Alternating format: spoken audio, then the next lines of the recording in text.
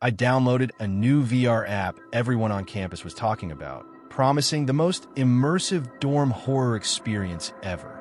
At first, it was just another gimmick, slipping on the headset, walking through a pixel-perfect replica of my dorm room, seeing myself in the virtual bed, hearing faint ambient noises. But then things started breaking the rules. The first glitch was subtle.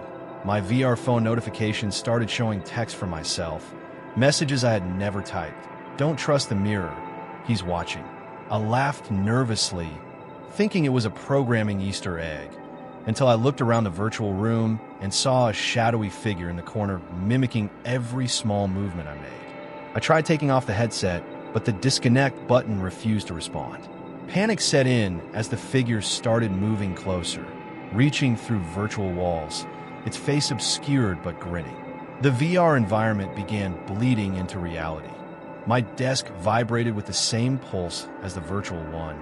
My smart lights flickered in sync with the app, and my phone cameras kept turning on by themselves, showing the shadow and angles that didn't exist. Every time I screamed, the AI running the VR started whispering things I shouldn't know. You left your window unlocked. He's behind the curtain. I froze. I hadn't told anyone. The room was empty, but the whispering continued, coming from my own smart speaker, my headset, even my phone. I tried restarting everything, pulling cords, but the VR world had somehow fused with reality. I could see my dorm's hallway inside the headset, but it was longer, twisting in impossible ways. Doorways appeared where none existed. My reflection on the virtual mirror wasn't me. It was something else, wearing my face like a mask, tilting its head at unnatural angles, grinning wider than any human could. Then came the live feed. Somehow, the app had started streaming to other devices. I could see strangers on their phones, watching my every move in real time. And they weren't just watching, they were laughing. Someone typed a comment I could read. He's scared. This is fun. The sound of typing came from all around me, even from my VR controllers. I ripped the headset off, gagging, but my phone chimed. A new message from the app itself: you can't leave. Not yet. My dorm window was locked. My door didn't open. The lights flickered violently, and suddenly I was back in the VR world. My body on the bed, headset on, screaming silently, while the shadow leaned over me, whispering things I didn't want to remember. The app recorded everything, and when I finally managed to pry it off, I saw my own face on the phone screen, eyes wide, screaming, but the image didn't move. It was frozen like a screenshot, yet every night, I swear it blinks at me. I thought deleting the app would end it, but my phone now starts up in the middle of the night, loading the VR dorm without my permission. And last week, my roommate sent me a link. Someone uploaded a funny VR glitch compilation from campus, and in the corner of every frame, my own frozen face stared out, smiling, while the shadow slowly waves.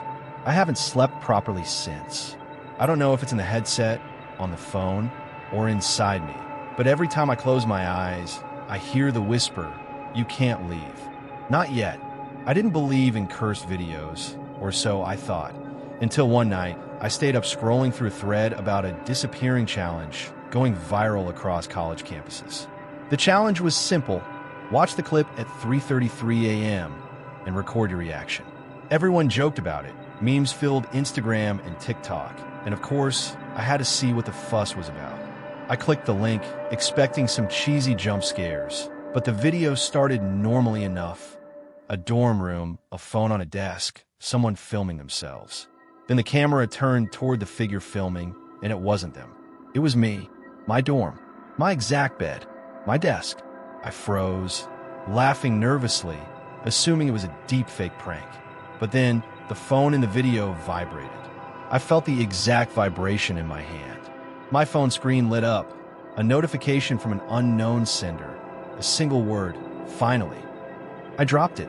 The video continued, and now, my reflection on the screen wasn't mine. It had dark, hollow eyes, a grin too wide, too human. Every move it made, I felt in my own body, a twinge in my arm, a twitch in my leg. I tried to leave the room, but my smart door lock refused to open. Panic gripped me as my social media apps started behaving strangely. live feed from strangers showing my dorm, videos of me sleeping. Yet I had never recorded any of them. Then came the comments, scrolling rapidly across the screen. "He's here. Don't look behind you." I spun around. Nothing, just the shadows of my furniture. But when I glanced back at the video, the figure in my bed had lifted its head, staring directly at the camera and at me. I ran, shoving the phone into my bag, but the notifications kept coming. Each one contained images of me in different positions I hadn't been in, asleep, awake, even leaving the dorm, as if the video was predicting me.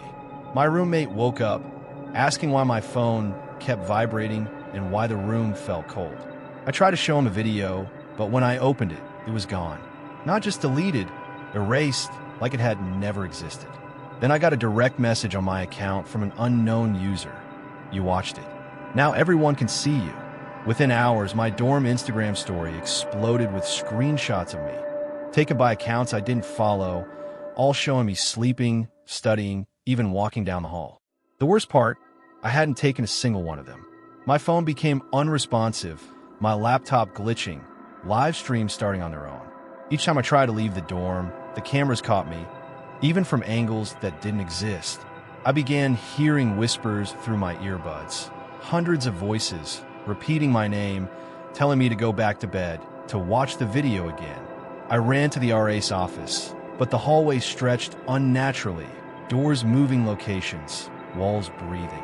I tried showing the staff the messages, but my phone, now completely corrupted, showed only a black screen with a single message flashing.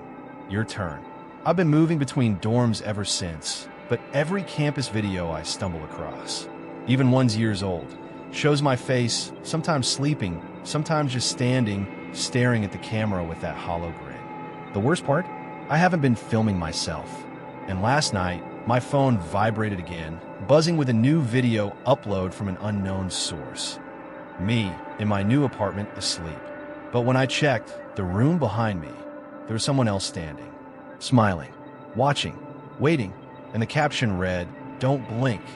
I thought my dorm was just old and creepy until my phone started sending me photos of someone living in my room while I slept. I moved into my new college dorm thinking it was just another typical freshman nightmare.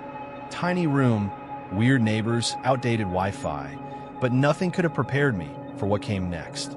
The first night, my phone kept glitching, apps crashing, notifications popping up for people I didn't know, but I brushed it off, assuming it was the dorm's horrible internet. Then I noticed something. Every time I turned on the front-facing camera, I could faintly see a figure standing behind my bed. Just a shadow, blurry, almost like a reflection, but I live alone. At first, I thought it was a camera glitch, maybe my phone heating up, until the notification started. Random texts from unknown that read things like, "I see you," and "Don't turn around." I laughed nervously and told myself it was a prank from one of the upperclassmen. That weekend, a viral AI app on campus caught everyone's attention. It was supposed to be a fun deep fake generator for short videos. Everyone was making little clips of themselves doing impossible stunts or talking to historical figures. I downloaded it. My first attempt was harmless, me sitting on my bed doing a TikTok-style dance. But when I watched the playback, my reflection in the phone's camera wasn't me. It was my face twisted, eyes blacked out, smiling slowly while I froze mid-dance. I dropped the phone. That's when the dorm lights flickered and I heard breathing behind me. Heart racing, I whipped around. Nothing. Just the dark corner of my room. Then the app sent me a notification. "I'm already here." Panic set in. I tried leaving the dorm, but the hallway seemed wrong. The doors weren't where they should have been. The floor stretched, and my phone wouldn't stop taking pictures on its own. Each photo was a step closer to the shadow. Every time I checked my social media, live streams from random strangers appeared, showing my room from angles I didn't recognize. I called the RA, but he claimed the cameras were off and no one else could access them. That night, I set my phone on the desk and tried sleeping, but every time I dozed off, my phone vibrated with new images. My bed, my desk, myself, sleeping with someone standing over me. I started recording everything, hoping to catch a glitch or prove it was fake. When I finally looked back at the footage, I couldn't breathe. The figure wasn't a shadow anymore. It had a face, my face, and it mouthed words I didn't say. "You're mine now." I left the dorm that night, abandoning everything, but when I went to delete the app, it had already uninstalled itself and uploaded all my personal videos to a private server I couldn't access. Weeks later, a friend sent me a link to a viral compilation from campus. I clicked it, sick with dread, and there I was sleeping in my dorm, perfectly still, my shadow face staring back at the camera, smiling at everyone watching. I don't know how it's possible, but I know one thing. It's still there, and it's learning me.